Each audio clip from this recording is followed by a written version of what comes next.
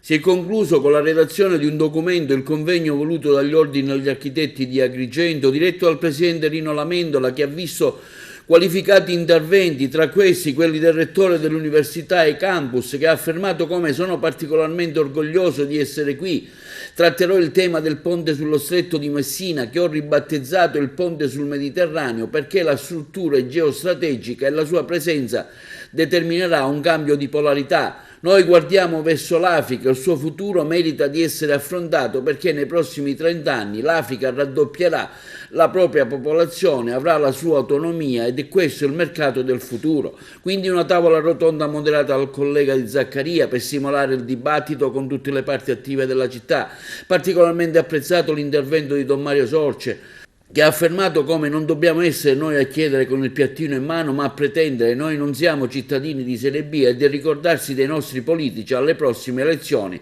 che si faranno in quanto totalmente assenti. Tutti concordi a dire che la nostra provincia continua a essere tagliata fuori dai fondi del PNR, che ha avuto come tema il rilancio del progetto sul ponte dello Stretto. Nel documento viene citata la necessità di invocare la concreta realizzazione del ponte sullo Stretto di Messina quale infrastruttura fondamentale per richiamare nuovi investimenti finalizzati al potenziamento di porti, strade, ferrate e gomma. Indiscutibilmente io da anni mi occupo del ponte sullo Stretto di Messina, anzi l'ho etichettato ponte del Mediterraneo perché questa è la valenza che va data. Si tratta di un corridoio europeo, inizialmente Palermo-Berlino o Berlino-Palermo, che dir si voglia, poi spostato Helsinki-La Valletta, con questa deviazione assurda che hanno proposto i pugliesi per portare da Napoli verso Bari,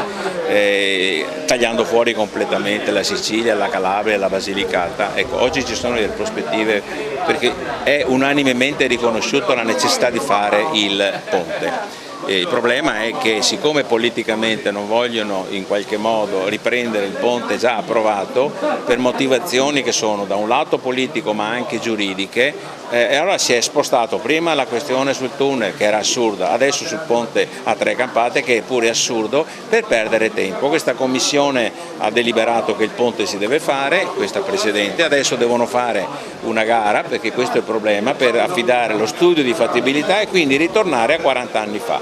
Oggi il ponte ha un significato geostrategico perché l'Italia è il molo sul Mediterraneo, la Sicilia è il centro, il baricentro,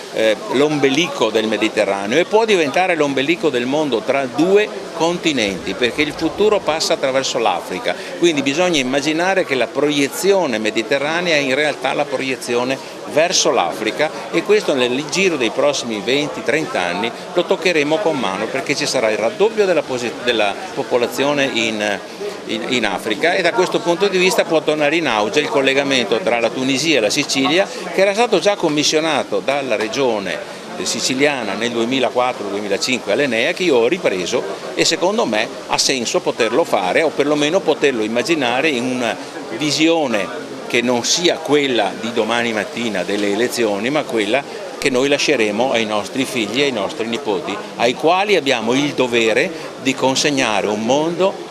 a misura loro e non a misura purtroppo di una classe politica che è molto asfittica e più legata a interessi e beghe personali, che sono quelle che hanno anche affossato il ponte non solo in Sicilia e in Calabria ma soprattutto a Roma. Le infrastrutture continuano ad essere il cuore della tensione del cartello sociale, ma soprattutto la prospettiva di questo convegno vuole essere più ampia che non le realtà di cui ci siamo occupati, che è il livello provinciale, perché lo stretto di Messina rappresenta con il suo ponte una svolta per la Sicilia, per l'Italia, per l'Europa, perché noi siamo nel cuore del mondo ma veniamo ancora trattati come realtà che sono al massimo della periferia. Questo ponte deve essere fatto e deve essere una scelta politica, una scelta che porti a centrare l'attenzione sulla necessità di creare un circolo virtuoso che dalla Cina passi da Città del Capo, arrivi fino ai paesi nord dell'Europa, passi per